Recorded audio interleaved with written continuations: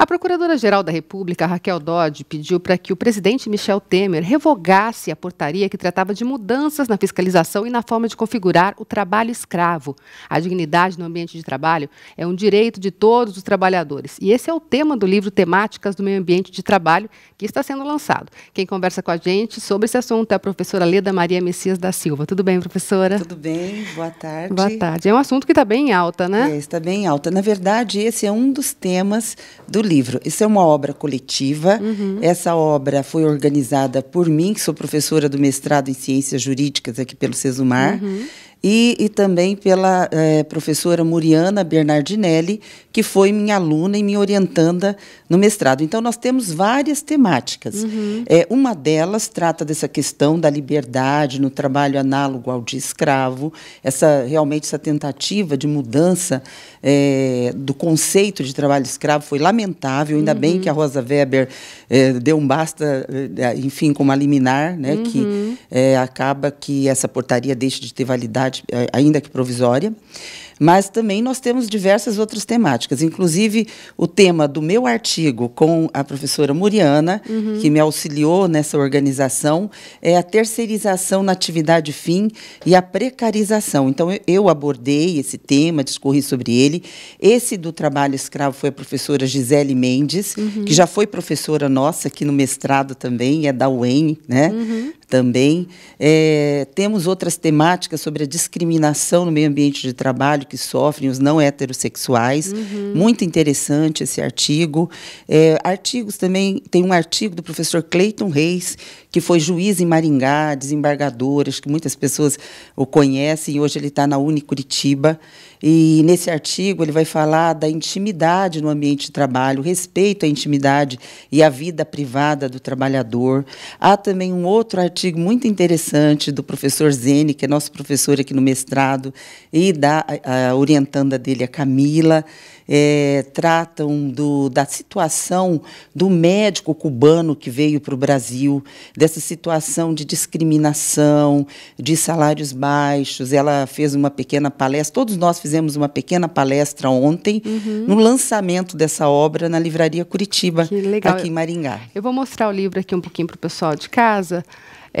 Professora, essas relações de trabalho, às vezes elas acabam ficando como se fossem normais, a gente pode dizer assim, como se fossem comuns. E é preciso que tanto o trabalhador quanto o gestor, né, ou a pessoa que faça a coordenação, saiba identificar esses problemas, né? Com certeza. Porque isso pode trazer prejuízo para os dois lados, Pode. Né? Especialmente, nós temos um artigo que a professora Lanaira também escreve, e nesse artigo ela faz uma abordagem do assédio moral no meio ambiente de trabalho. A professora Lanaira já foi minha orientanda também, hoje já é mestre, e ela fala sobre essas questões do assédio, e o assédio moral é algo que acontece de forma muito velada. Muitas vezes o próprio trabalhador não se reconhece como assediado.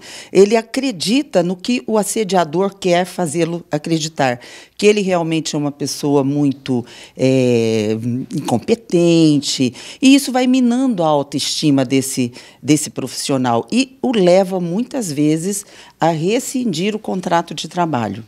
E, quando ele descobre que ele foi vítima, já não está...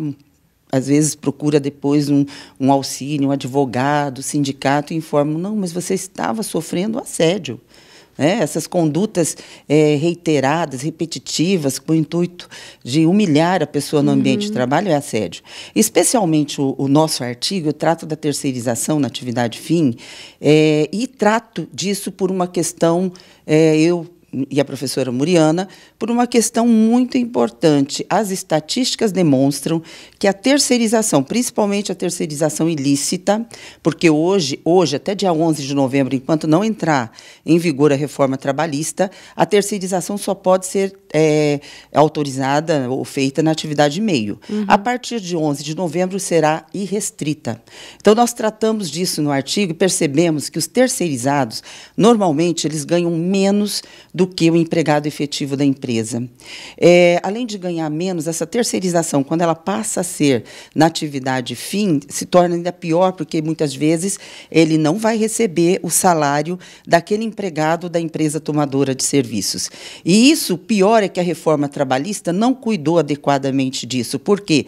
No artigo diz que as partes poderão negociar salário igual para o terceirizado. Mas, veja bem, negociar... Quem ganha essa negociação? A lei devia ter dito claramente que o empregado da tomadora de serviço, o empregado da terceirizada, pois o empregado da terceirizada está trabalhando normalmente dentro da tomadora, forma, né? Na mesma empresa, executando as mesmas funções, deveria receber o mesmo salário. Com certeza. Então, isso fere a dignidade do trabalhador. Isso é histórico, professora? É uma coisa que vem de muito tempo já e é difícil veja de bem, mudar? A terceirização, na realidade, a própria terceirização, ela começa após a Segunda Guerra Mundial, com a terceirização de serviços bélicos. Por volta dos anos 80, 90, vem para o Brasil. Só que para o Brasil, enquanto ela vinha antes de chegar ao Brasil, a ideia era, na verdade, uma técnica de gestão para maior produtividade, delegando essas funções a empresas terceirizadas. Então, essas empresas seriam especializadas e fariam melhor essa atividade meio. Por exemplo, num banco, o banco tem o destino, qual é o objeto social dele, a atividade principal, captação de recursos.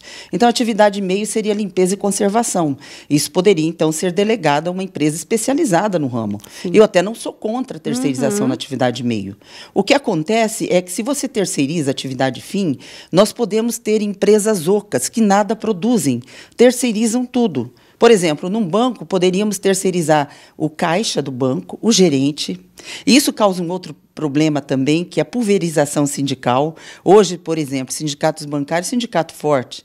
Se você terceiriza o caixa, o gerente, o escriturário, cada um tem o seu sindicato de categoria diferenciada. Fica mais difícil, imaginem, né? Perde a força esse sindicato. Exatamente. Então, essa é mais uma das mazelas da terceirização na atividade fim. Mas tem muitas outras. Os acidentes de trabalho está comprovado que acontecem mais nas terceirizadas. Por que nas prestadoras terceirizadas? Porque tem menos treinamento. Veja bem, a empresa prestadora de serviço, ela recebe da tomadora de serviço, ela tem que tirar o lucro dela. Ela é uma intermediária entre o trabalhador e esse tomador de serviços para depois pagar esse trabalhador empregado da prestadora de serviços. Ou seja, lá no então, final... isso aí já está clara a precarização. Então, a ideia nossa em tratar nesse livro de temáticas para o meio ambiente de trabalho digno é trazer a reflexão das pessoas essas questões que são tão nefastas para o trabalhador. Em tempos de reforma trabalhista, porque... nós destacamos, olha, veja, a reforma trabalhista diz que o negociado se sobrepõe ao legislado agora e que isso vai ser melhor para o trabalhador. Isso é uma grande mentira, porque o legislado já se sobrepõe, aliás, o negociado se sobrepõe já ao legislado. Então, a reforma diz que o negociado vai se sobrepor agora, e não é verdade, já se sobrepõe, porque o artigo 7º da Constituição Federal diz que são direitos dos trabalhadores urbanos e rurais, além de outros que visem a melhoria de sua condição social. Isso significa dizer que você já pode, o sindicato, enquanto sindicato, já pode negociar para melhor, mas não para pior. O que a reforma faz é autorizar uma negociação do sindicato para pior. Então, passa-se normalmente essa ideia, não, essa reforma é ótima, essa reforma ela vem tornar ainda mais digno o trabalho, o trabalhador, isso é mentira. Porque nós não precisaríamos de reforma para uma negociação para melhor. Se por funcionasse, exemplo, né? Exatamente. Não, é claro que o artigo 7º ele traz uma série de direitos trabalhistas, como, por exemplo, adicional de insalubridade ou de periculosidade. Então, claro que está lá previsto, isso tem que ser mantido. Porém, pode ser negociado o percentual. Ou seja, né? Ou seja, tem perda, você ter perdas. Então, são perdas e, pior, enfraquece-se o sindicato. Por que não colocar em prática projetos de reforma que foram debatidos nos anos 2001 e 2002, amplamente com a sociedade? Então, essas questões, esse debate da dignidade nesse livro é para trazer essa consciência às pessoas. Inclusive, eu estou até com um projeto que eu ministro uns cursos sobre reformas trabalhistas, assim, para orientar mesmo as pessoas, porque nós percebemos abrir os olhos, né? Abrir os olhos. Nós percebemos nas redes sociais que muitas pessoas estão até às vezes defendendo a reforma trabalhista, e não sabem, mas sem conhecer o que é essa reforma trabalhista. Com certeza. O lado oculto. Né? Exatamente. Professor, o livro está nas livrarias Curitiba? Nas livrarias Curitiba. Quem quiser adquiri-lo, tenho certeza que vai gostar muito, porque são temas muito atuais e importantíssimos para quem se preocupa com o trabalhador, que nessa relação entre empregado e empregador, o trabalhador não pode ser um mero objeto. Exatamente. O homem é o mais importante, é o centro dessa relação. Exatamente. Obrigada pela sua participação. Eu que agradeço aqui com a o convite, gente, foi viu? um prazer, viu?